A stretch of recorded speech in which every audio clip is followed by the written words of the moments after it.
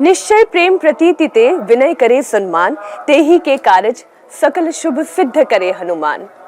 जो सभी के कार्यों को सिद्ध करते हैं, आज उन हनुमान जी की प्रेरणा से, उनके आशीर्वाद से आज का ये साक्षात्कार मैं शुरू कर रही हूँ। बेहद खास मेहमान हमारे साथ हैं इंडिया टीवी पर ज्योतिष पीठ शंकराचार्य स्वामी अभिमुक्तेश्वरानंद सरस्वती जी। बहुत बहुत स्वागत है आपका इंडिया टीवी पर। सनातन का ये मेला लगा है, महाकुंभ का ये समागम है। हर तरफ कहीं हवन है, कहीं भजन है, कहीं कीर्तन हो रहे हैं।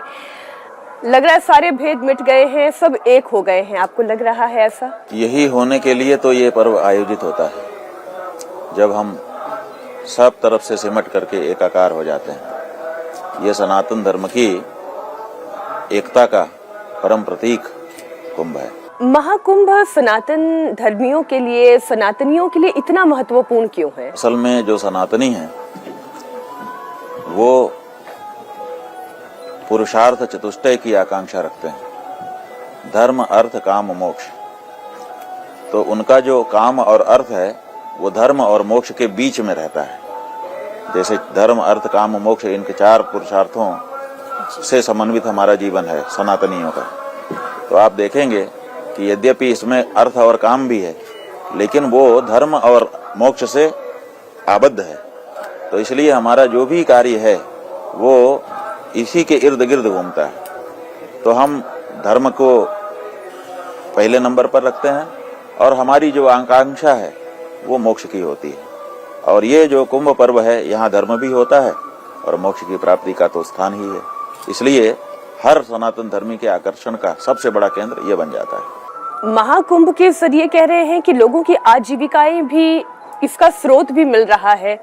बहुत बड़ा अर्थ का उपार्जन भी इस महाकुंभ से हो रहा है। आपको ऐसा लग रहा है? ठीक है, जो आर्थिक दृष्टि से संपन्न लोग हैं वो अपने अर्थ दृष्टि से देखते हैं, और आर्थिकी भी तो इसमें सम्मिलित ही है। ऐसा तो नहीं है कि नहीं सम्मिलित है। तो वो भी अपने साथ काम कर रही है, लेकिन इसका मूल जो है वो धर्म है और मोक्ष है। महाकुंभ आपने तो बहुत सारे देखे हैं, वर्षों से आप देख रहे हैं। आपका अपना निजी अनुभव महाकुंभ को लेकर क्या रहा? निजी अनुभव का अगर उल्लेख करने के लिए आप कहें तो हम जब यहाँ आते हैं तो जो अनुभूतियाँ होती हैं, विशेष करके आध्यात्मिक अनुभूतियाँ, वो अन्यत्र नहीं होती। यद्यपि यहाँ आने के बाद हम लोगों को देखने को मिलता है कि यहाँ ध्वनि यंत्र लगे हुए हैं, स्पीकर, बहुत शोर शराबा है, क्योंकि अलग अलग शिविरों में अलग अलग भजन बज रहे हैं, प्रवचन हो रहे हैं। बहुत सारे लोग यहाँ पर इकट्ठा हो गए हैं, उनकी भी आवाजें हैं। इतनी भीड़ में आध्यात्मिकता बड़ी मुश्किल हो जाती है, ध्यान लगना मुश्किल हो जाता है।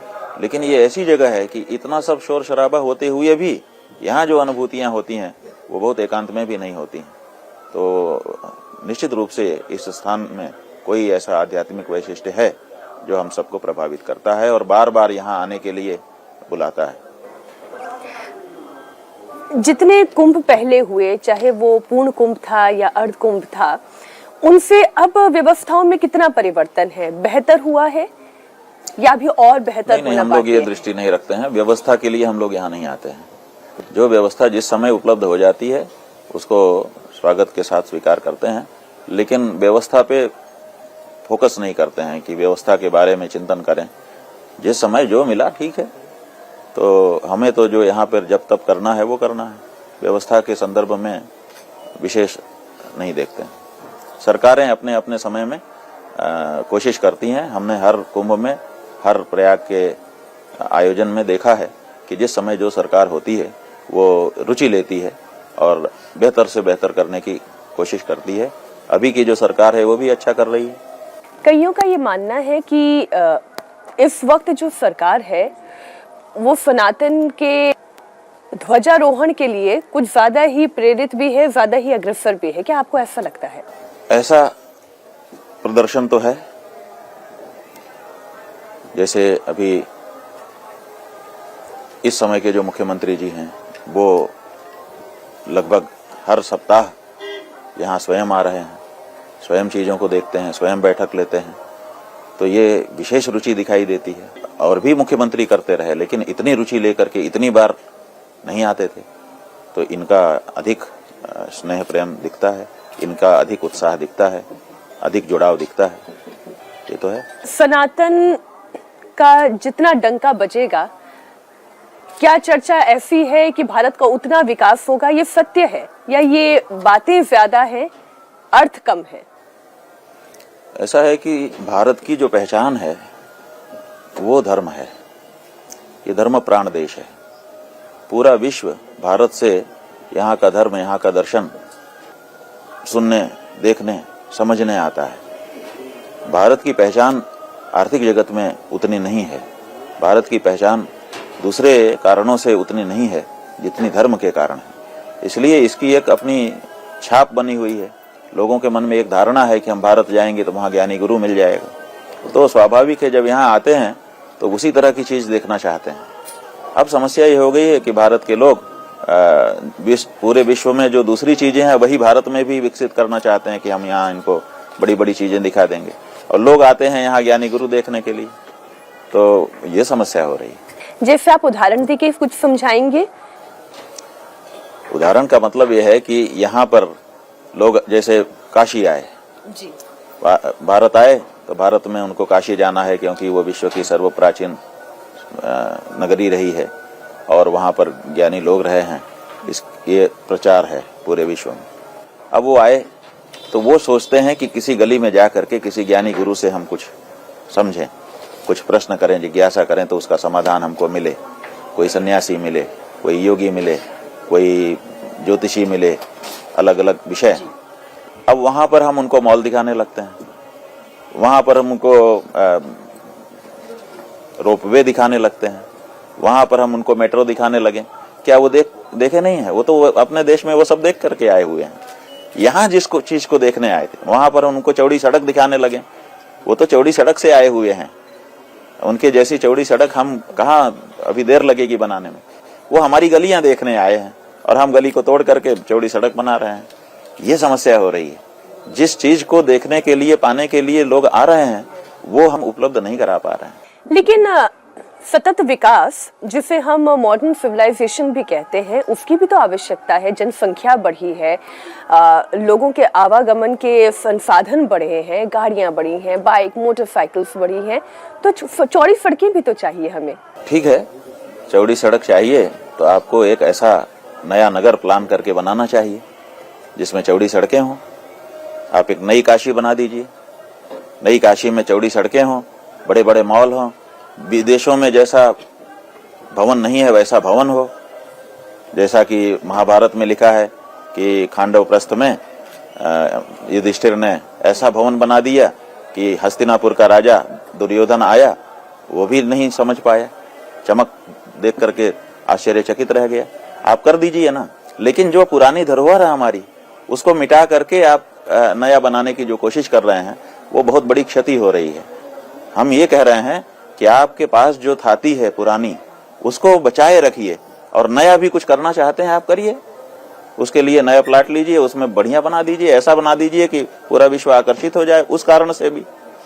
लेकिन वो पुरानी जो थाती है, देखिए नई चीज तो आप बना सकते हैं लेकिन उसको पुराना कैसे करेंगे? पुराना करने के लिए तो टाइम चाहिए, वो आपके पास नहीं है। आपके पास संसाधन हो सकते हैं लेकिन समय नहीं है। समय तो समय ही है। तो जो हजारों साल से जो चीज पुरानी हो गई है और उसने लोगों को मोहा है, आप देखिए अभी नई नई चीजें बनती हैं, हम लोग जाते हैं वहां पर जो पुराना हमारा आर्किटेक्चर है, अगर ढालते हैं तो उसी को ढाल करके उसको चिपका देते हैं। नए में क्या आ गया आपका? आपने प्लास्टिक में मोल्डिंग कर दिया, लेकिन डिजाइन वही है जो पत्थर में हमारे पूर्वजों ने उकेरी थी, वही लोगों को आकर्षित करती है। आपने बहुत बड़ी बिल्डिंग बना दिया, लेकिन उस बिल्डिंग में आपने क्या किया? पत्थर लाए गोल गोल, उनको जचा दिया और एक बिजली से चलने वाला पंप लगा दिया और फिर वहां से एक झरना बहा दिया। लीजिए, आपने क्या बनाया? वो झरना तो पहले से बना हुआ था। तो विकास और संस्कृति दोनों का संगम बना रहे उसके लिए क्या करना चाहिए फिर सरकारों को? सरकारों को यही करना चाहिए कि जो पुरानी चीजें हैं उनको पुराने रूप में ही संरक्षित करना चाहिए और नई चीजें एक से एक लोगों को प्रेरित करना चाहिए कि और सुंदर बनाइए, और सुंदर बनाइए। उसके लिए पुरस्कृत करना चाहिए, उनको प्रोत्साहन देना चाहिए, उनको सहायता देनी चाहिए, ताकि नए नए आविष्कार भी हों, नए नए चीजें बने और पुरानी चीजें भी संरक्षित रहें। तब तो जो अयोध्या में भी सड़कों का चौड़ीकरण हुआ है वो भी ठीक नहीं है। बात यह है कि भगवान के दरवाजे तक अगर हम गाड़ी में चढ़ के जाना चाहते हैं तो ये कहाँ तक उचित है। हमारा धर्मशास्त्र कहता है कि जब यात्रा के लिए निकलो तो नंगे पांव जाओ।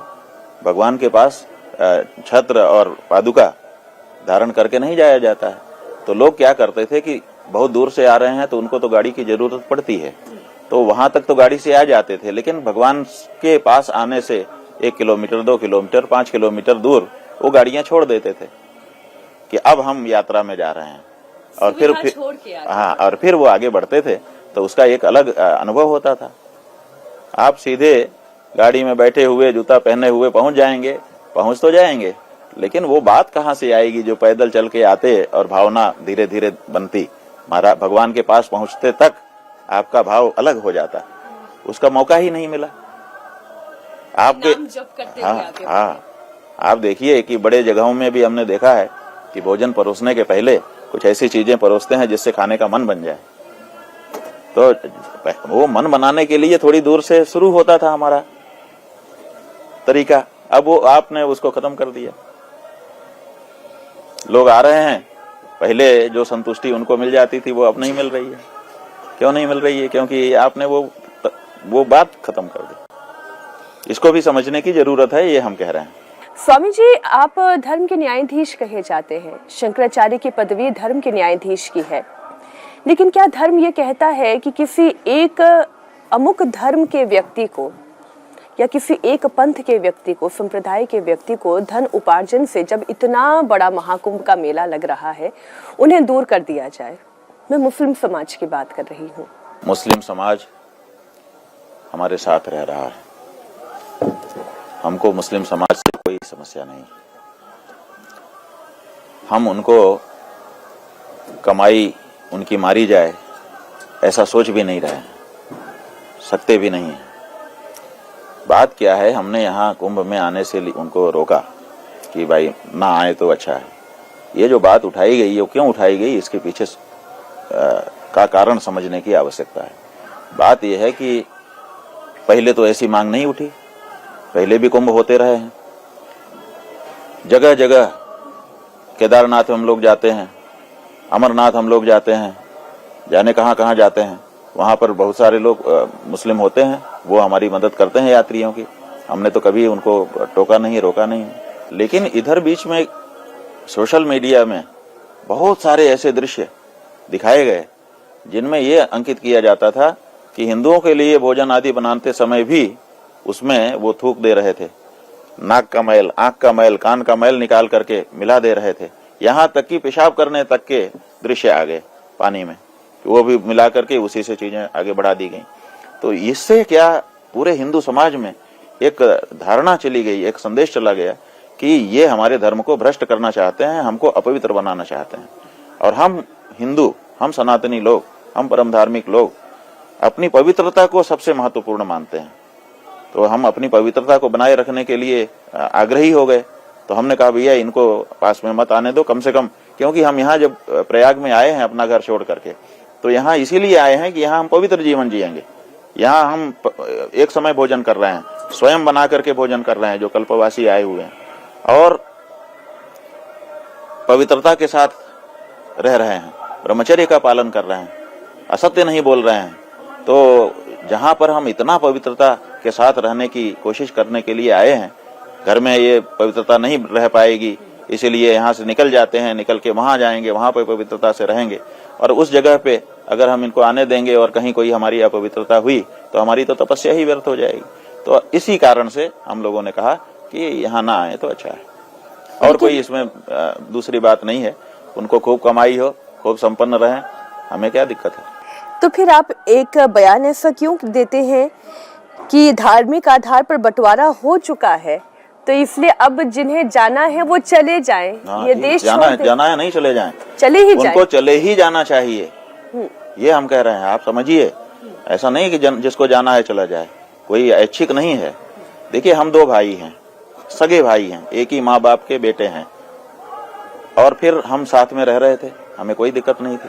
लेकिन एक दिन पता नहीं क्या हुआ, जो भी हुआ, फिर एक भाई ने कह दिया कि नहीं, हम तुम्हारे साथ नहीं रहेंगे, हमें तो हमारा बांट दो, क्योंकि उसका हक बनता था, वो भी हमारे ही बाप का बेटा था। यहाँ उत्तराधिकार से संपत्ति मिल जाती है बेटों को, तो हम 2 बेटे थे, तो 50-50% हमारा बंटने का नियम था, तो उसका बट गया। अब उस जितना उसका हक बनता था उसने बांट लिया। जब उसने बांट लिया तो क्या नियम है? यही नियम है ना कि जो बांट लिया तो अपने वाले भाग में चला जाए, अपने वाले हिस्से में। अब वो बांट भी लिया, अब अपने हिस्से में भी नहीं जा रहा है, हमारे यहाँ पड़ा हुआ है। ये बात जो है वो हमको ठीक नहीं लगती है। हमको लगता है कि बांटा है तो तुम अपने में जाओ, और नहीं बांटना है तो कैंसिल करो बंटवारा। तुम तो एक ही घर में थे ही, हम तो भाई हैं, कोई क्या दिक्कत है? नहीं, लेकिन बड़े बड़े मुस्लिम कौम से आने वाले सांसद भी हैं हमारे देश के, वो ये कहते हैं कि सभी का खून शामिल है इस मिट्टी में, ये मुल्क। भाई, हम कहाँ मना कर रहे हैं, तो फिर क्यों बंटवारा करते हो? धर्म के आधार पर फिर बंटवारा क्यों करते हो? इसका जवाब तो दो। हो गया नहीं, आज भी है, बंटवारे का प्रभाव है। हो गया मतलब बंटवारा कर लिया और उसके बाद भी यहीं पड़े रहे, कैसे हो गया? बंटवारे की शर्त क्या थी? बंटवारे की शर्त थी कि मुस्लिम पाकिस्तान बनेगा, हिंदू भारत बनेगा। तो मुस्लिम पाकिस्तान बन गया तो मुस्लिम को वहां चला जाना चाहिए, क्यों नहीं गए?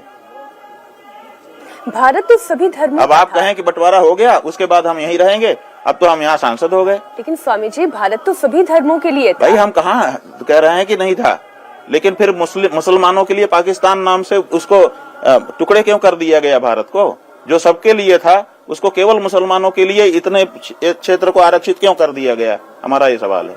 अगर यहाँ रह भी गए तो क्या हो गया? पाकिस्तान नाम से आज भारत का जो भूभाग है वो केवल मुस्लिमों के लिए क्यों आरक्षित कर दिया गया? अगर वो सबके लिए था तो केवल ये भारत जो अभी बचा हुआ भारत है, यही भारत सबके लिए नहीं है।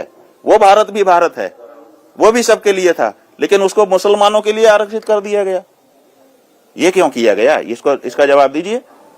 तो फिर क्या करना चाहिए? यही करना चाहिए कि या तो सब मुसलमानों को पाकिस्तान चले जाना चाहिए क्योंकि उन्होंने धर्म के आधार पर अपना बांट लिया है, या बंटवारे को कैंसिल करके अखंड भारत बना करके उसमें रहना चाहिए सबको मिलजुल कर। अखंड भारत, क्या ये संभव है? अब क्यों नहीं, कुछ भी संभव है। आप और हम तैयार हों, सब कुछ संभव है। कैसे करेंगे? पूरे विश्व के एक टुकड़ा किसने बनाया है? टुकड़ा हम और हिंदू मुसलमान ने मिलकर बना दिया ना, और हम ही दोनों मिल जाएंगे, फिर से एक हो जाएगा। कितनी देर लगती है? मनुष्य जो निश्चय कर लेगा वो कर लेगा। विश्व के मानचित्र पर फिर से नक्शा बदल जाएगा। क्यों नहीं, वो तो बदलते रहे हैं। आप इतिहास उठा के देख लीजिए, नक्शे तो बदलने के लिए ही बनते हैं, जाने कितनी बार बदले हैं, और अभी आगे भी बदल जाएंगे। पाकिस्तान कहाँ तैयार होगा? आप भी जानते हैं स्वामी जी कि अब वो वापस अखंड भारत का हिस्सा हो जाए, इसके लिए एक मुल्क कैसे तैयार होगा? क्यों नहीं तैयार होगा? कौन तैयार करेगा? बात तो चलने दीजिए, ये बात तो चलेगी, ये बात चलेगी।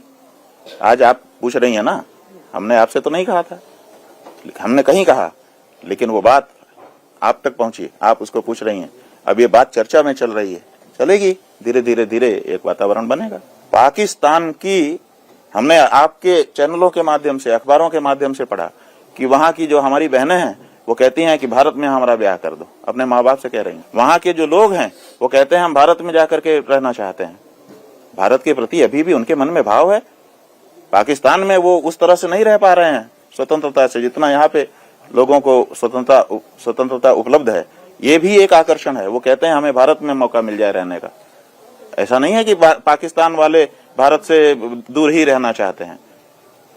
वहां की जनता की उसको समझा जाए, सुना जाए, तो सियासी लड़ाइयां खत्म हो सकती हैं। भाई, सियासी लड़ाइयां बदलती रहती हैं, कानून भी बदलते रहते हैं। देखिए, ये धारा 370 किसी समय भारत देश में बहुत जरूरी समझी गई।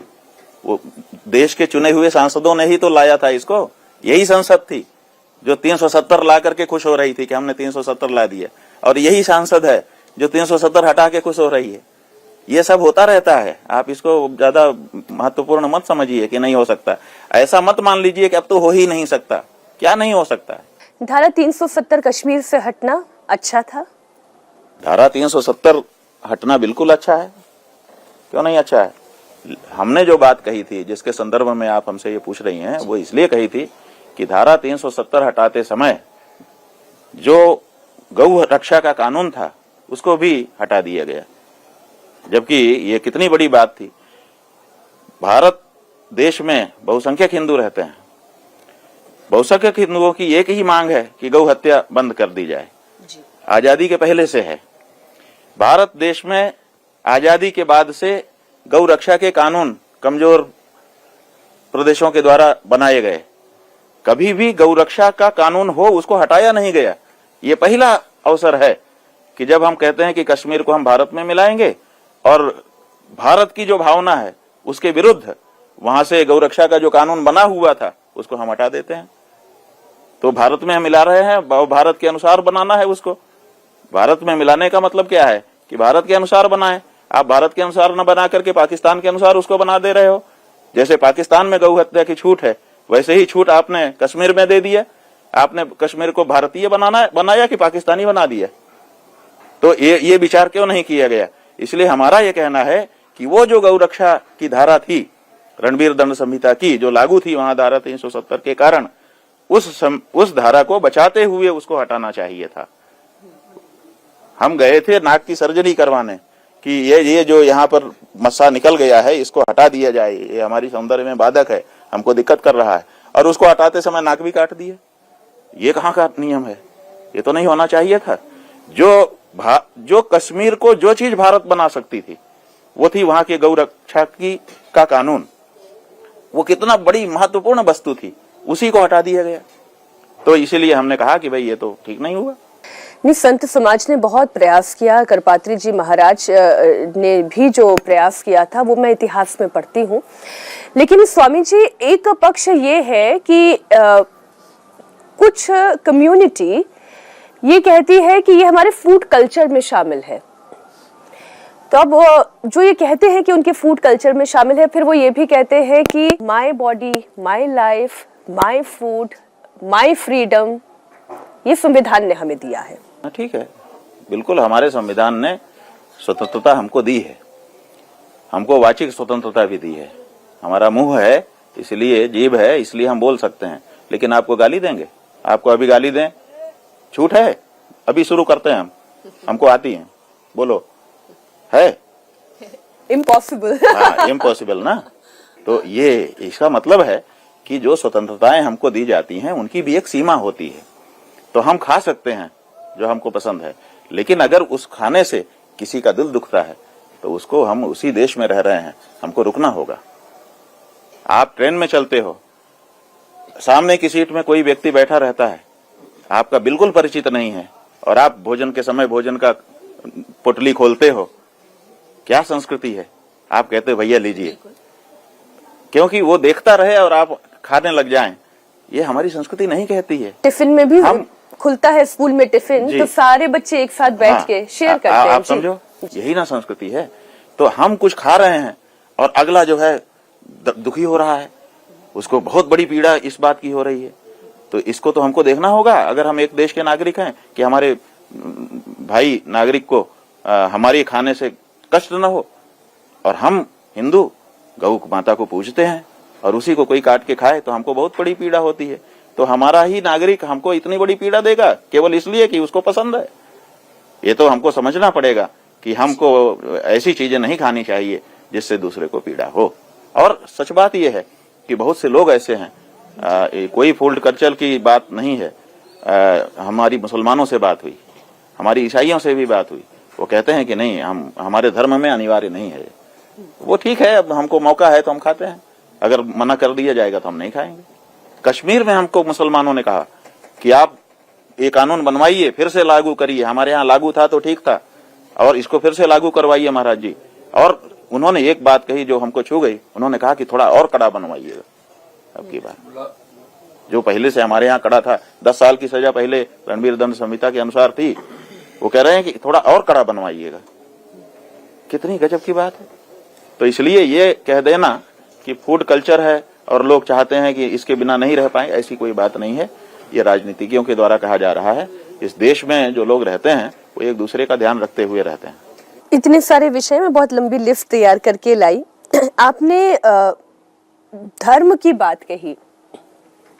एक कंफ्यूजन होता है कि सनातन धर्म है, हिंदू धर्म है, हिंदुत्व आइडियोलॉजी है और इसके संवर्धन के लिए एक संगठन है। पहले तो आप ये समझाएं, हिंदू सिंधु से निकला है या हिंदू ही था और फिर ये हिंदुत्व आइडियोलॉजी क्या? देखिए, हमारे यहाँ शब्द है धर्म। धारणा धर्म इत्याहु, उसकी व्याख्या की गई है। अलग अलग ऋषियों ने अलग अलग शब्दों में व्याख्या की है। उसमें उन्होंने कहा कि जो हमको धारण करे उसी का नाम धर्म है। माने हमारे अस्तित्व का संरक्षक जो है वो धर्म है। अगर हम इसको अपने जीवन में नहीं रखेंगे तो हमारा अस्तित्व समाप्त हो जाएगा। तो और फिर उसकी व्याख्या करके हमको बताया गया है, जैसे धर्म के नियम है कि सवेरे उठ जाओ, रोज स्नान करो, समय पे खा लो। ये जो नियम है ये भी धर्म के नियम है। हमने समझने की दृष्टि से आपके सामने रखा कि अब अगर हम सवेरे नहीं उठेंगे, सोते ही रहें, तो धीरे धीरे बीमार हो जाएंगे। अगर हम रोज न नहाएं, अपने शरीर को स्वच्छ न बनाएं, तो धीरे धीरे बीमार होकर मर जाएंगे। अगर हम न समय पे खाएं तो भी बीमार होकर मर जाएंगे। इसका मतलब है कि हमारा जो अस्तित्व है वो इन नियमों पर टिका हुआ है। इसी तरह से और भी बारीक फिर नियम है, ये हमने मोटे मोटे बताए ताकि आपको समझ में आए। तो अब ये जो धर्म नियम है ये हमारे अस्तित्व की रक्षा करते हैं। तो अस्तित्व की रक्षा करने वाले जीवन के जो नियम है उन्हीं का नाम धर्म है। उसको हमने धर्म शब्द से कहा क्योंकि वो धारण करते हैं हमको। तो हमारी पहचान केवल धार्मिक है कि हम धर्म मानने वाले लोग हैं। अब समस्या ये है कि बहुत से लोग दूसरे भी आ गए, वो भी कहने लगे हम भी धर्म है, हम भी धर्म है। तो हमको जरूरत पड़ गई कि हम अपने धर्म के साथ विशेषण लगाएं कि भाई हम धर्म है लेकिन वो वाले हैं। तो विशेषण की जरूरत पड़ गई।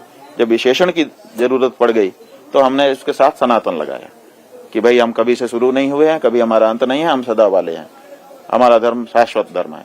ये वेदों में भी लिखा है सनातन।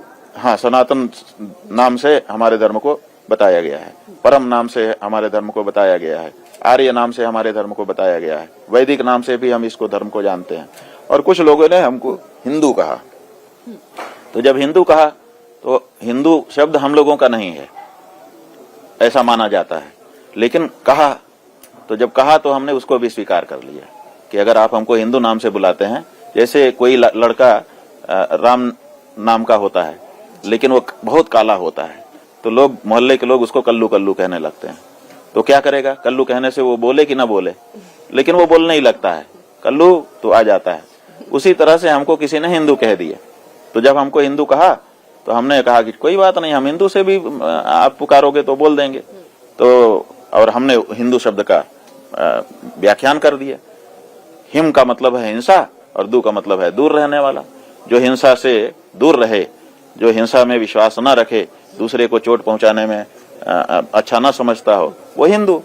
तो हमारी प्रकृति और हमारी पहचान के साथ ये शब्द जुड़ गया, तो हमने हिंदू अपने आप को मान लिया। तब से हिंदू भी हमको कहा जा रहा है, हमें कोई बाधा नहीं। तो फिर ये हिंदुत्व कहाँ से आ गया? अब हिंदुत्व जो है ये असल में शब्द की दृष्टि से, शब्द शास्त्र की दृष्टि से देखें तो जो त्व लग जाता है किसी शब्द में, वो उसके धर्म को बताता है।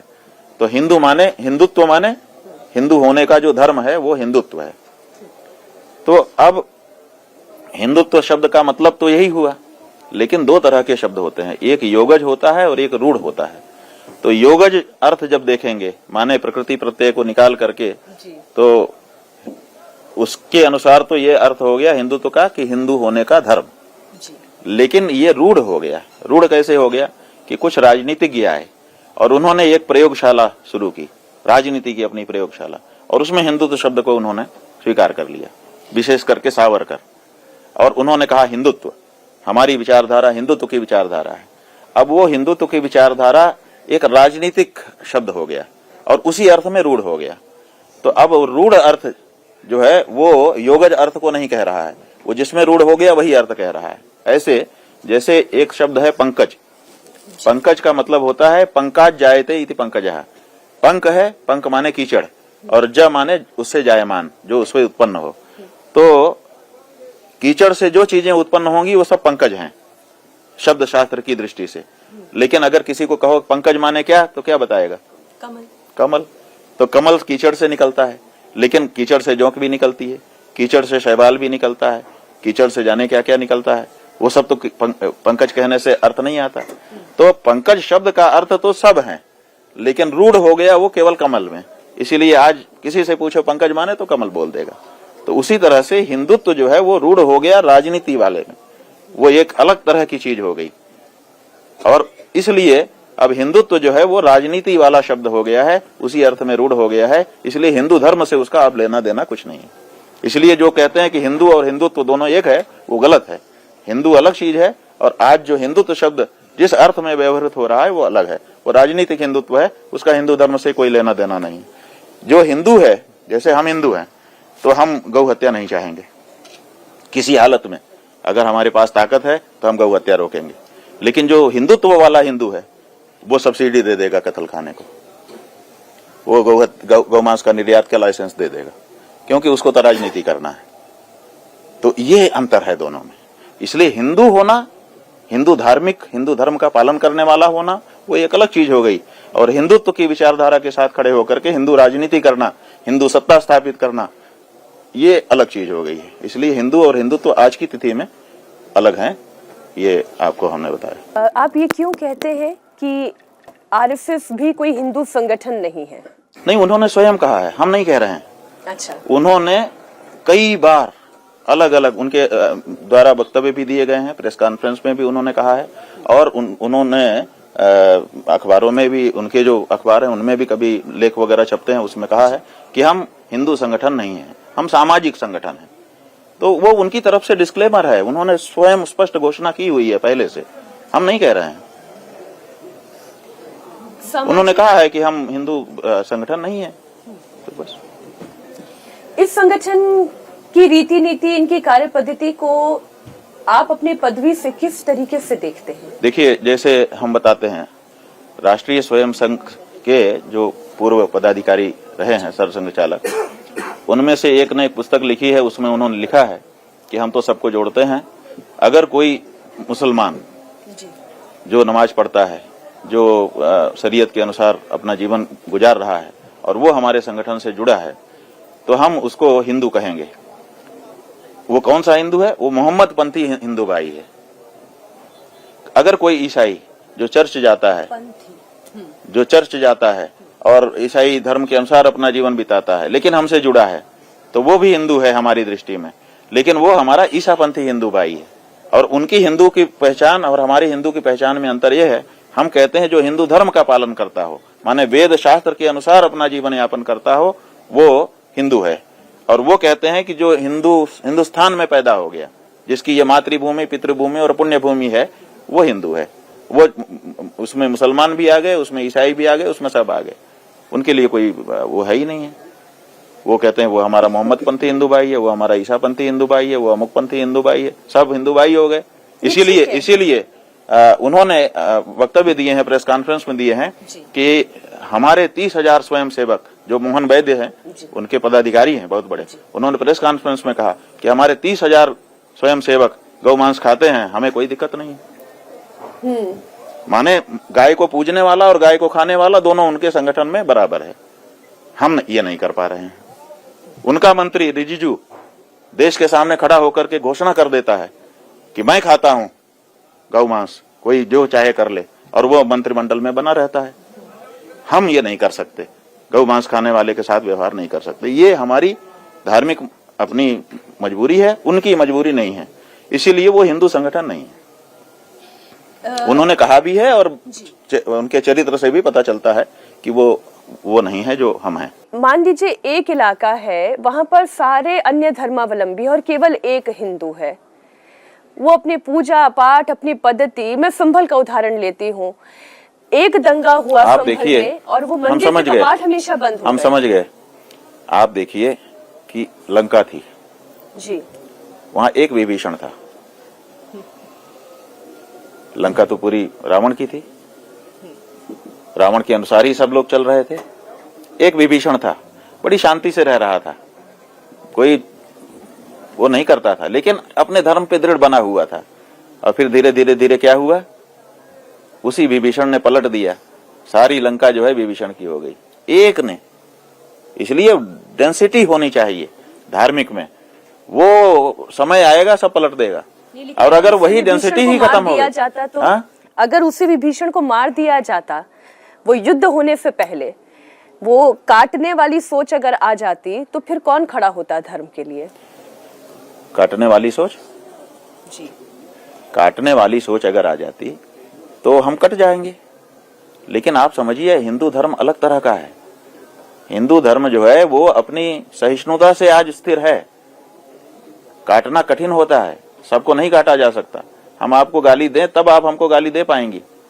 अगर हम गाली बिल्कुल नहीं दे रहे हैं तब कोई क्रूर होता है, सब क्रूर नहीं हो सकते हैं। तो काटने के लिए सब सक्षम नहीं है। और अगर काटने से खत्म हम हो सकते थे तो तलवारें लेकर के ही तो आए थे लोग। आज उनकी संख्या कितनी है, आज हमारी संख्या कितनी है? हम कैसे क्यों नहीं कट गए बताओ आप?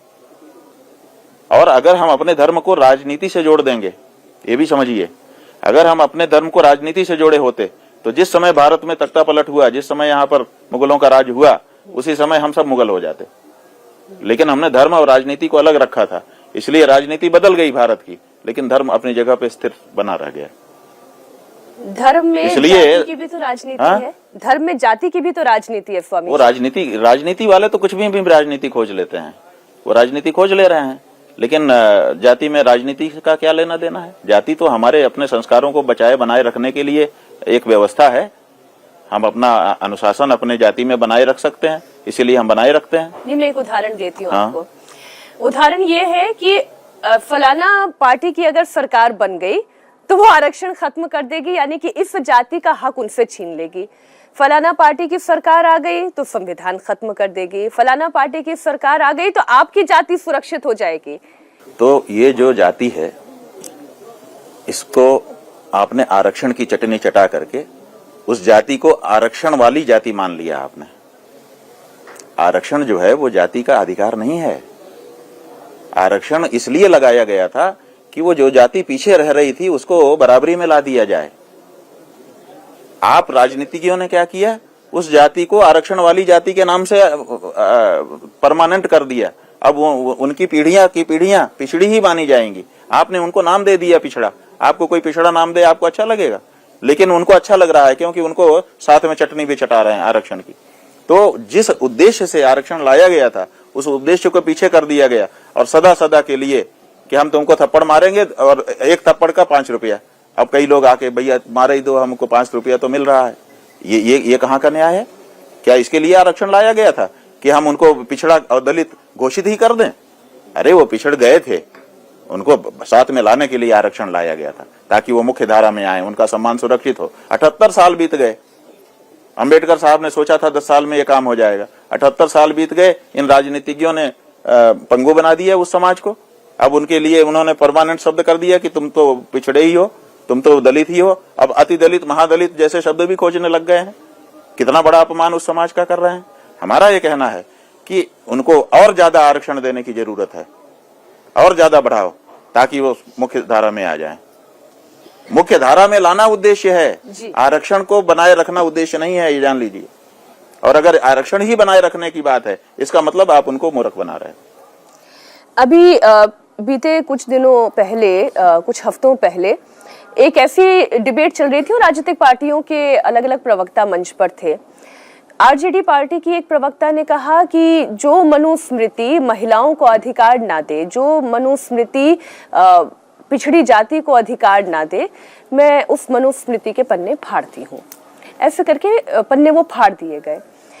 ये जो सोच है एक समाज में, अब वो जाति आधारित सोच है या वो राजनेताओं के द्वारा डाली गई सोच है कि किसी एक पुस्तक के पन्ने इसलिए फाड़े जाएं क्योंकि वो धर्म विरोधी है, वो संविधान विरोधी है, वो मानवता विरोधी है। क्या ये सही है? देखिए, जिसको जो लगता है वो करता है। लेकिन जिस समय वो पन्ने फाड़े जा रहे थे, एक संवेदनशील नेता होने के नाते फाड़ने वाले को यह भी सोचना चाहिए था कि मैं जिस चीज को फाड़ रहा हूं उससे भी कुछ लोगों की भावना जुड़ी हुई है। तो क्या उनको आहत किया जा सकता है? एक राजनेता क्या अपने ही देश के कुछ लोगों को आहत करके कुछ लोगों का नेता?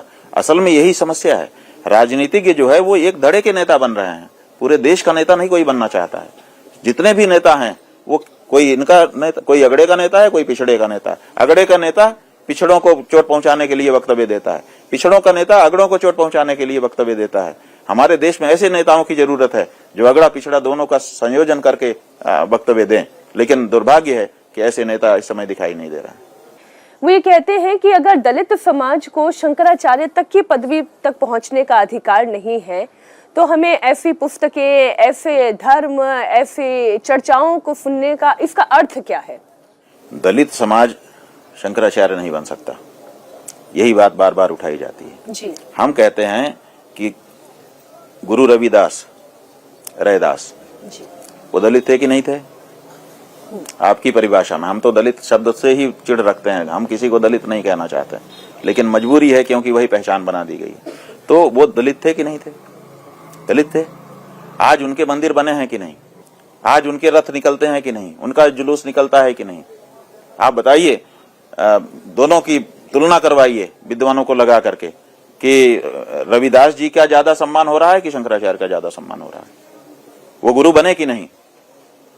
तो दलित समाज में पैदा हुआ व्यक्ति गुरु बना और वो बड़ा गुरु बना, आज भी गुरु के रूप में प्रतिष्ठित है। काशी में गंगा जी के घाट पर जितना बड़ा रविदास जी का मंदिर है, पूरी काशी में ढूंढ लीजिए शंकराचार्य का मंदिर है? नहीं है। हमने कभी विरोध नहीं किया, क्योंकि वो भी गुरु बन सकता है, ज्ञान उत्पन्न हो गया, वो क्यों नहीं गुरु बन सकता है? बना हुआ है। तो ऐसी परिस्थिति में हमने कब रोका?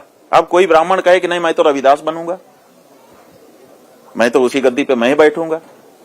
कोई दलित कहे, जो तथाकथित जिसको दलित नाम दे दिया गया है, कि मैं तो शंकराचार्य की गद्दी पे बैठूंगा। ये कौन सा झगड़ा है? गुरु बनने की बात है। शंकराचार्य भी गुरु बने, तुम भी गुरु बने। गुरु घासीदास गुरु बन गए। कितनी बड़ी बड़ी यूनिवर्सिटी है शंकराचार्य के नाम की, कितनी यूनिवर्सिटी है? घासीदास जी की है। हम लोग बच्चे उसमें पढ़ रहे हैं कि नहीं पढ़ रहे हैं? हम कहाँ मना कर रहे हैं? तो जो व्यक्ति जहां है वहीं से वो ऊंचा बन सकता है, उससे उसका वंश भी सजातो ये न जाते न याति वंश समुन्नति, वही उत्पन्न माना जाता है हमारे समाज में जिससे उसके वंश की उन्नति हो। आप शंकराचार्य बनोगे तो आपके वंश की क्या उन्नति है? आप जो है रविदास बनो, आपके वंश की उन्नति है कि नहीं है? हम भी गए थे रविदास जी के मंदिर में, हम भी रविदास जी के शब्दों को कोट करते हैं जब प्रवचन हमारा होता है, कबीरदास जी के शब्दों को कोट करते हैं जब बड़े बड़े शंकराचार्यों के प्रवचन में। देखिए जो बातें हैं उनका हम लोग आदरपूर्वक उल्लेख करते हैं कि नहीं करते हैं, लेकिन उसको कोई नहीं बताता है। हमको हमारे ही भाई के खिलाफ खड़ा करने की जो साजिश राजनीतिज्ञों के द्वारा की गई है, हम उसकी निंदा करना चाहते हैं। ये ठीक नहीं है। एक रैपिड फायर सिस्टम होता है, अगर आप जानते हो तो। अरे भैया जितने फायर हो ढेर कर दो, हमको तो आप गिरा दो। ये सब फायर वगैरह इसलिए होता है कि ढेर करना रहता है। नहीं, अपने को ढेर करना नहीं है। नहीं, अपने को बात समझना है। हम जहाँ तक समझते हैं ये साक्षात्कार आपका जो हो रहा है वो केवल समझने के लिए हो रहा है, ताकि जो दर्शक हैं वो बातों के मर्म को समझने की तरफ चलें। तो इसलिए इसमें रैपिड फायर की कोई बात नहीं है, ढेर करने की कोई बात नहीं। स्वामी जी, क्या ज्ञानवापी की लड़ाई ठीक है? बिल्कुल ठीक है। कोई भी लड़ाई जो है, जो अपने अधिकार की प्राप्ति के लिए होती है, वो उसकी कैसे आलोचना की जा सकती है? हम अपने अधिकार की प्राप्ति, देखिए कहा जा रहा है, एक मोहन भागवत जी हैं, उन्होंने वक्तव्य दे दिया कि मस्जिद में शिवलिंग मत खोजो। हमें बताएं मोहन भागवत जी कि हमने किस मस्जिद में शिवलिंग खोजा? हमने किसी मस्जिद में शिवलिंग नहीं खोजा। जो हमारे मंदिर थे, जिनको मस्जिद के रूप में घोषित कर दिया गया है, वो हमारे मंदिर हैं। हम अपने मंदिर में अपना शिवलिंग खोज रहे हैं। किसी मस्जिद में जिसके बारे में ऐसी कोई पुरानी आख्यायिका नहीं है, अगर हमारा कोई हिंदू गया हो बताएं, एक नहीं मिलेगा आपको। हमने मस्जिद में कभी नहीं खोजा, क्योंकि हम पहले से जानते हैं कि मस्जिद में शिवलिंग नहीं होता है। हाँ, हालांकि मक्का में है, उसके बारे में बात है, लेकिन मस्जिद में नहीं होता। मस्जिद वो जगह है जहाँ पर खुदा की इबादत मक्का में है। क्या वाकई में मक्का में है, या ये इंटरनेट में देख लीजिए। कमरे के अंदर जब वहाँ के राजा जाते हैं तो क्या क्या दिखाई देता है? जो पर्दे से ढका हुआ स्थान है, जिसकी परिक्रमा करते हैं हमारे मुस्लिम बंधु जा करके हज करने के लिए, या वो करने के लिए, हज करने जाते हैं, हज करने के लिए, तो वो एक कमरा है जिसको कसीदाकारी किए गए कपड़े से ढक दिया गया है। उसके अंदर सब लोग नहीं जा सकते, बाहर ही सबको परिक्रमा करनी पड़ती है। और वहां का जो सुल्तान है वो उसमें वर्ष में एक बार परिवार के सहित जा सकता है, या फिर और जो भी नियम होंगे। तो उसके अंदर के वीडियो इंटरनेट पर उपलब्ध हैं। जब वो जाते हैं अंदर तो वहां पर चबूतरा बना है, उसके ऊपर शिवलिंग विराजमान है, इंटरनेट पे दिखाई देता है। और बाहर भी एक कोना है, उस कोने पर एक शिवलिंग है जिसको चांदी के गोल उससे मढ़ा गया है, जैसे हमारे यहाँ जलाधरी मढ़ी जाती है शिवलिंग की, आप देख लीजिए। और जो भी हज करने जाता है उस जगह तक जाकर के उसको चूमना, उसके माथा झुकाना अनिवार्य है, लोग करते ही हैं। उस वहां तक जाकर के उसको चूम करके ही उनको तसल्ली होती है कि अब हमने पूरा कर लिया। तो जो निराकार के धर्मावलंबी वहां भी पहुंच जाएंगे, फिर तो ये जो निराकार के उपासक हैं वो उस आकार के प्रति आकर्षित रहते हैं। जब तक वहां जाकर के बोसा ना ले लें तब तक उनको लगता ही नहीं कि हमने यात्रा पूरी कर ली। तो ये कौन सी वो बात है? यानी संभल पर भी लड़ाई ठीक है? नहीं, जहां जहां के बारे में कोई इतिहास है, जहां जहां के बारे में कोई उल्लेख है, जहां जहां इस तरह के प्रमाण दिखाई दे रहे हैं, वहां वहां के बारे में जो बात है वो बिल्कुल ठीक है, उसके बारे में स्पष्टता करनी चाहिए। देखिए इसमें क्या है कि हिंदुओं को जब ये कहानियां सुनाई जाती हैं तो हमको पीड़ा होती है कि हमारे साथ अत्याचार हुआ, हमारे मंदिर तोड़ दिए, हमारे भगवान की मूर्ति तोड़ दी। अच्छा नहीं लगता है, पीड़ा होती है। देखिए आस्था जब होती है ना तो चोट यहाँ लगती है। वो मुसलमान का जो लड़का है उसको भी पीड़ा होती है। वो सोचता है मेरे पूर्वज इतने अत्याचारी थे कि मुसलमान जहाँ, वो हिंदू जहाँ पूजा करते थे, हिंदू भाई, उनके पूजा स्थल को तोड़ करके इनको क्या मिला, हमारे पूर्वजों को। ये बात क्या कहाँ तक सही है? क्या हमारे पूर्वज इतने अत्याचारी थे? उसके मन में भी बेचारे अपने पूर्वजों के बारे में प्रश्न चिन्ह खड़ा हो जाता है। क्या उसको अपने पूर्वजों के बारे में स्पष्ट धारणा नहीं होनी चाहिए जी? एक मुसलमान बच्चा है तो वो इस भ्रम में जिए कि मेरे पूर्वज अत्याचारी थे, इसलिए निराकरण हो जाए तो वो बच्चा भी खुश कि भाई ये बात सच्ची है और हम भी खुश। लेकिन ये निराकरण राजनीतिज्ञ होने नहीं दे रहे हैं। वो चाहते हैं कि ये लड़ाई चलती रहे और ध्रुवीकरण होता रहे, गोलबंदी होती रहे, ताकि हमको वोट मिलते रहे। वहां भी फायदा। हाँ, ये बात। हमारे जीवन का मालिक कौन है? जीवन देने वाला, जिसने हमको ये जीवन दिया वही हमारे जीवन का मालिक है, वो परमात्मा है। भारत को किससे खतरा है? भारत को किसी बाहरी से कभी खतरा नहीं रहा। भारत को जो लोग भारत में रहते हैं लेकिन भारत की भारतीयता को नहीं जानते हैं, उन्हीं से खतरा है।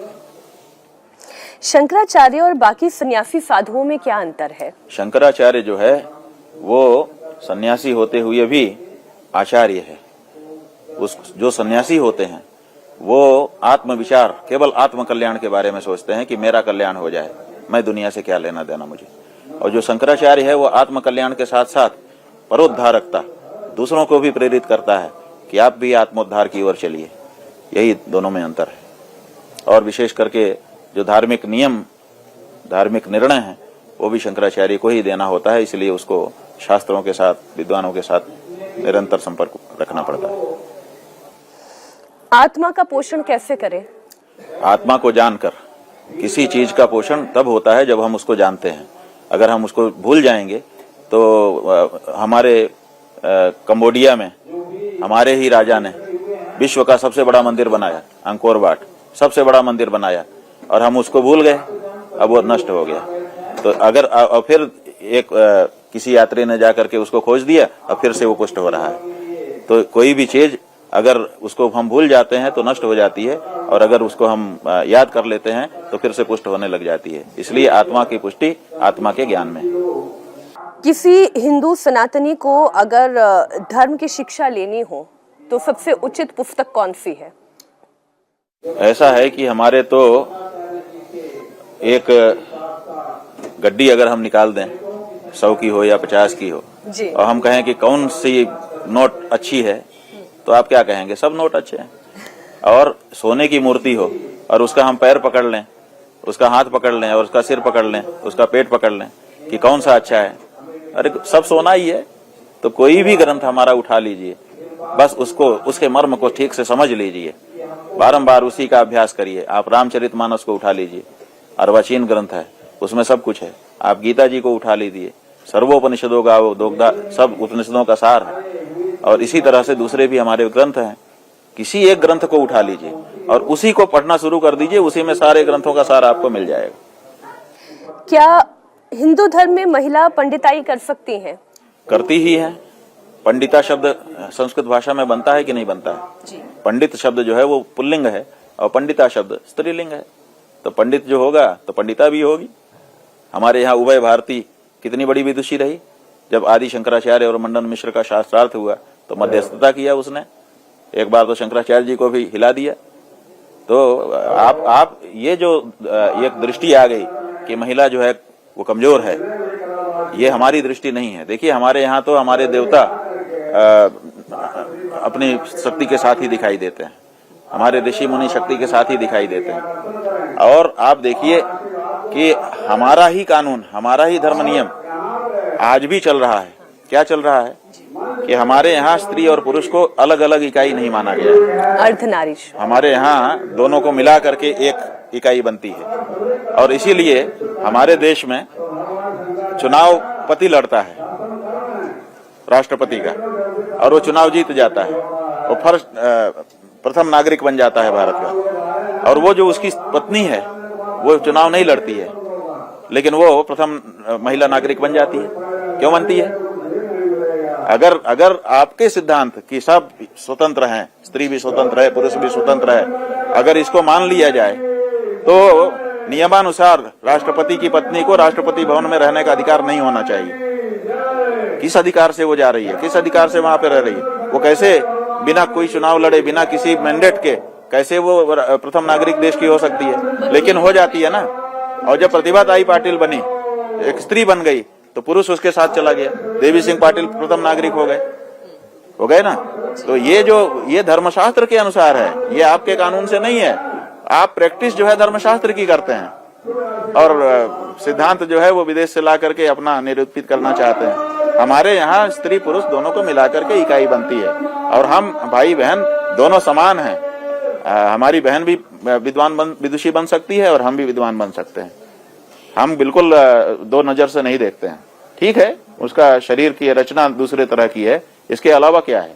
आप खुद कह रहे थे कि दलित शब्द से आपको आपत्ति है, तो शूद्र दलित कैसे हो गए? बना दिया राजनीतिज्ञों ने, दलित कह दिया। महात्मा गांधी हरिजन कहते थे। ठीक है, वो भी हरिजन कह रहे थे। क्यों? जो शब्द उनके लिए था उसमें गौरव क्यों नहीं भर रहे थे? नए नए शब्द गढ़ करके क्यों लाते हो? हम जो हैं उसी में ऐसा कुछ करें कि उसी में गौरव आ जाए। तो आप उस शब्द की अच्छी व्याख्या करिए। आप नए नए शब्द लाते हो। अच्छा, फिर हरिजन ला दिया और गांधी जी को इतना सम्मान दिया कि नोट में छाप दिया, और गांधी जी ने हरिजन शब्द दिया, उसको बैन कर दिया कि अब हरिजन नहीं कहा जा सकता है। ये गजब की बात है। एक व्यक्ति के कितने जन्म होते हैं? अनंत। ये जो जीव है ये जब तक ज्ञान को प्राप्त नहीं होता है तब तक ये एक शरीर से दूसरे शरीर, दूसरे शरीर से तीसरे शरीर में आता जाता रहता है। क्योंकि ये जब जिस शरीर में रहता है उसमें कर्म करता है और कर्म का फल निश्चित रूप से भोगने का सिद्धांत है। इसलिए उस फल को भोगने के लिए दूसरा शरीर प्राप्त करता है। दूसरे शरीर में जाकर के पुराने किए कर्मों का फल भोगते हुए कुछ नए कर्म कर लेता है, तो फिर उनके भी फल हो जाते हैं, तो उनको भोगने के लिए आना पड़ता है। तो इसलिए निरंतर इसको एक शरीर से दूसरे शरीर में भ्रमण करते रहना पड़ता है। क्या बिना गुरु के ईश्वर स्मरण करने पर भी भगवान मिलते हैं? ऐसा है कि बिना गुरु के ईश्वर का स्मरण करेंगे तो भगवान मिल भी जाएंगे तो आपको पता नहीं होगा कि यही भगवान है। कोई तो ऐसा होना चाहिए जो परिचय कराए कि ये भगवान है। तो इसलिए गुरु की जरूरत है। गुरु के बिना सबको भगवान मिले हुए हैं, किसको भगवान नहीं मिले हैं, लेकिन जान नहीं पा रहा है कोई। भगवान जो है वो ऐसे नहीं है कि दुर्लभ वस्तु है खोजने से मिलते हैं। वो तो सब प्रभु व्यापक सर्वत्र समाना, प्रेम ते प्रकट हुई मैं जाना, सर्वत्र समान रूप से प्रकट है।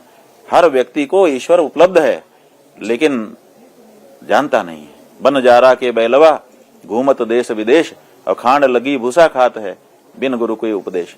जैसे बंजारा का बैल पीठ पे मिश्री के बोरे को ढोता है और जब भूख लगती है तो भूसा खाता है। वो नहीं जानता कि ऐसे टेढ़ा हो जाऊं तो ये बोरा गिरेगा और मीठा मीठा खा सकता हूं। तो उसी तरह से बिना गुरु के लोग जान नहीं पाते कि उनके अगल बगल क्या है। जब कोई बताने वाला आ जाता है तब उसी जो चीज दिख रही है उसी में वो दिखा देता है। तो इसलिए गुरु के बिना कैसे ज्ञान हो जाएगा? वेद, पुराण, उपनिषद कहीं भी क्या हिंदू शब्द का कोई उल्लेख है? ऐसा है कि हमारे वेदों में एक मंत्र है, हिंग कृण्वती, ये गाय के बारे में मंत्र है। उस हिंग कृण्वती मंत्र में शुरुआत हिम शब्द से होती है और उसकी जो दूसरी अर्धाली है उसमें दू आता है। तो जो विद्वान है वो कहते हैं कि इसी मंत्र से हिंदू शब्द लिया गया है। और वैसे भी हिंदू जो है उसका एक गोत्र होता है। गोत्र का मतलब है कोई भी हिंदू होगा तो उसका गोत्र होगा, बिना गोत्र का हिंदू नहीं होता है। और गोत्र शब्द का अर्थ है गो माने गाय और त्र माने रक्षा करना। जो गाय का रक्षक समुदाय है उसको हिंदू कहा जाता है। आजकल आप देख रहे हैं चमत्कार दिखाते हैं, किसी व्यक्ति को देखकर उसके मन में क्या चल रहा है वो बता देते हैं। ये सिद्धि है या ये क्या है? हम कहते हैं जो भी है, आप उसको जादू कहो, आप उसको सिद्धि कहो, आप उसको मिरेकल कहो, चमत्कार कहो, जो कहो, उससे उपलब्धि क्या है? हमारा ये है नाम, उसको हम कुछ भी दे दें, उसकी व्याख्या कुछ भी हो जाए, उससे उपलब्धि क्या है? उससे कुछ उपलब्धि नहीं है। सड़क पर चल रहे हैं, एक्सीडेंट हो रहा है, लोग टूट फूट जा रहे हैं, कितनी उनको देख करके कैसा लगता है? कोई ऐसा चमत्कारी क्यों नहीं आता है कि वो एक्सीडेंट रोक दे, जब गाड़ियां यूं आए तो यूं हो जाए, टकराए ना? कोई ऐसा मंत्र मार दे कि भाई जब गाड़ी आएगी यूं यूं हो जाएगी। वैसा तो नहीं होता है ना। इतने अस्पताल हैं, लोग बेचारे पीड़ा से कराह रहे हैं, कोई चमत्कारी क्यों इनकी कराह को नहीं सुन पाता है? आए तो इसी तरह से अपने देश में भुखमरी मची हुई है, अशिक्षा मची हुई है। लोग एक समुदाय के विरुद्ध खड़े होकर के ताल ठोंक रहे हैं, गालियां दे रहे हैं, मारने की बात कर रहे हैं, पीटने की बात कर रहे हैं। ये इन सब चीजों में कुछ चमत्कार दिखाए, कोई करके दिखाए। ये सब करते नहीं है, केवल मजमा लगा करके थोड़ी देर का मनोरंजन, और उसमें भी चमत्कार तो कम ही है, मनोरंजन ज्यादा। आजकल तो कुछ ऐसे लोग हो गए हैं, वो उनको आप चमत्कारी मत कहिए, वो धार्मिक क्षेत्र के कॉमेडियन भी हो गए हैं। वो ऐसी ऐसी बातें कह रहे हैं जिससे लोग हा हा कर रहे हैं, और बस 1.5 घंटा 2 घंटा बीत जा रहा है, और चैनल वाले भी उठा लेते हैं क्योंकि उनको अलग से लाफ्टर शो लाना नहीं पड़ता है, उसी से काम बन जा रहा है, उनको टीआरपी बढ़ जा रही है। तो ये सब ऐसे मिक्स होकर के चल रहा है। चमत्कार हमारा जीवन स्वयं में चमत्कार है। जो ये नदी बह रही है, ये जो पहाड़ जल रहा है, ये धरती जो टिकी हुई है, सब चमत्कार ही तो है। तो ऐसे तो ये जीवन ही, ये संसार ही चमत्कार का परिणाम है। लेकिन चमत्कार को जिस अर्थ में दिखाने की बात करी जा रही है कि सर्वशक्तिमान है, जो चाहे कर सकते हैं, तो उनको ये सब काम करके दिखाना चाहिए। ऐसा अभी तक हमको तो कोई नहीं मिला है। बाकी तो भाई अंतिम प्रश्न, कल्पवास के लिए जो आ रहे हैं, कल्पवास का नियम क्या है? किन नियमों के साथ त्रिवेणी में स्नान करना चाहिए, कल्पवास करना चाहिए? धर्म में यह नियम है कि जब कोई काम हमको करना होता है तो सबसे पहले हम उस काम की पूरी योजना मन में बनाते हैं। ऐसा नहीं कि शुरू कर दिया फिर जैसा होगा देखा जाएगा, ऐसा नहीं है। पहले ही हिंदू कोई भी काम करता है तो सबसे पहले उसको पूरी योजना कि मैं क्या करूंगा, कब तक करूंगा, कैसे करूंगा, क्या क्या इसमें होगा और इसका क्या परिणाम चाहिए मुझे, वो तय कर देता है। और उसको कहते हैं संकल्प। संकल्प में इस देश में, इस काल में, इन के सहायता से ये कार्य मैं करूंगा और इसका ये परिणाम मुझे चाहिए, ऐसा बोला जाता है। तो हम पहले तो सबसे पहले कल्पवास के लिए आएंगे, संकल्प करेंगे कि प्रयाग के गंगा की रेत में हम मास पर्यंत कल्पवास करेंगे, जिससे हमको इन फलों की जो कामना हो वो बोला जाएगा कि हमको फल की प्राप्ति हो। तो पहले तो संकल्प से होना चाहिए और वो तय हो जाएगा कि अगली पूर्णिमा तक, माने काल का भी निर्धारण हो जाएगा। ये नहीं कि जब तक रह सके रहेंगे, जब मन गया चले जाएंगे, ऐसा वाला कल्पवास नहीं होता है। माने संकल्पबद्ध हो जाना पड़ेगा, फिर कुछ हो जाए आपको यही करना पड़ेगा। तो पहले तो ये निश्चय, जिसको संकल्प के नाम से जाते हैं, और उसके बाद फिर नियमों का पालन। नियमों का पालन मूल रूप से वही है जैसे एक सन्यासी का जो जीवन होता है। तो सन्यासी के जीवन में एक समय का भोजन है जिससे जीवन बना रहे, मृत्यु ना हो जाए, लेकिन इतनी ऊर्जा भी न रहे कि अनावश्यक काम करने की इच्छा हो हमको, उतना ही कि जितने में हमारा जीवन चले और हम बैठ करके जब तब कर सकें। तो एक समय का सात्विक भोजन और प्रातः काल उठ करके गंगा स्नान, हो सके तो 3 बार, हो सके तो ना हो सके तो 2 बार, नहीं तो कम से कम 1 बार रोज स्नान करें। और ब्रह्मचर्य का पालन करने का इस अंतराल में नियम लेना होगा। असत्य बोलने से बचना होगा, किसी को पीड़ा देने से बचना होगा, और जो दिनचर्या है उसमें जप तप शामिल करना होगा कि इतना जप करूंगा, इतना तप करूंगा, इतना प्राणायाम करूंगा और इतने समय तक सत्संग करूंगा। इस तरह से सात्विक जीवन जीते हुए एक सन्यासी का जो जीवन होता है उसको जीते हुए उस पूरी अवधि को बिता दिया जाए और उसके बाद उद्यापन करके अपने व्रत को पूरा किया जाए, ये कल्पवास है। इसका परिणाम यह है कि हमारे यहाँ दो तरह का जीवन है, एक सन्यासी का जीवन है, एक गृहस्थ का जीवन है। तो सन्यासी सोचता है गृहस्थ का जीवन कैसा होगा, मैं ज्यादा सुख में हूं कि वो ज्यादा सुख में है ना। और गृहस्थ सोचता है कि मैं ज्यादा सुख में हूं कि ये लोग ज्यादा सुख में हैं। ये द्वंद्व चलता है। तो सन्यासी तो इसलिए गृहस्थ में नहीं जाता क्योंकि वहीं से आया हुआ होता है, इसलिए उसको पता है कि ये यहाँ जाना है मुझे। लेकिन गृहस्थ अभी सन्यास में गया नहीं है, इसलिए उसके मन में ये क्यूरियोसिटी होती है कि मैं सुखी हूँ, मेरे पास घर है, मेरे पास पत्नी बच्चे हैं, मेरे पास गाड़ी घोड़ा है, मेरे पास बैंक बैलेंस है, आर्थिक निर्भरता नहीं है। तो ये सब होने पर मैं सुखी हूँ कि इनके पास कुछ नहीं है, ये सुखी हैं। फिर वो देखता है चेहरा, देखता है तो इनका चेहरा सन्यासियों का सुखी दिखाई देता है। क्या रे, इनके पास कुछ नहीं है, हाँ, उसके बाद भी ये सुखी हैं। आखिर इनके पास है क्या, कोई ऐसी जड़ी बूटी है? तो वो सोचता है कि मैं भी जरा अनुभव कर लूं। तो वो पूरे समय तो सन्यास लेके आ नहीं सकता, घर वाले आने भी नहीं देंगे। तो वो कहता है कि मैं 1 महीना कल्पवास कर लूं। तो घर वाले देखते हैं अच्छा बड़ा मन, अच्छा ठीक है, अनुमति दे देते। 1 महीने के लिए घर से बाहर रहने का और सन्यासी जीवन जीने का अनुमति मिल जाती है सहज में, तो लोग आ जाते हैं। 1 महीना सन्यासियों के साथ और सन्यासियों के जैसा जीवन जी करके वो देखते हैं कि इनका कौन सा आनंद है। और सच बात यह है कि जिसने 1 महीना कल्पवास यहाँ आकर के कर लिया तो अगले साल फिर आना चाहता है, अगले साल फिर आना चाहता है। लोग 12 साल तो कम से कम फिर आते ही हैं एक बात जो जिसने कल्पवास कर लिया। इसका मतलब है कि घर में वो आनंद उनको नहीं मिलता है जो यहाँ पर तपस्या करते हुए 1 महीने में मिल जाता है। तो ये आध्यात्मिक आनंद है, वो भौतिक आनंद है, ये आध्यात्मिक आनंद है। तो दोनों आनंद है और दोनों ही हमको धर्मशास्त्र की दृष्टि से प्राप्त हैं।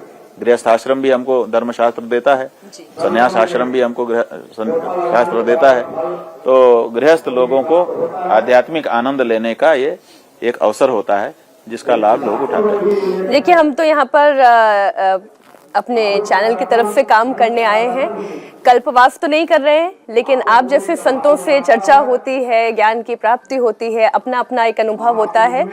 तो मेरे लिए तो इस महाकुंभ का यही सबसे बड़ा सार है और यही यहाँ से लेकर मैं जाऊंगी। वही आनंद मुझे आपसे चर्चा करके भी मिला। बहुत बहुत धन्यवाद है स्वामी जी आपका।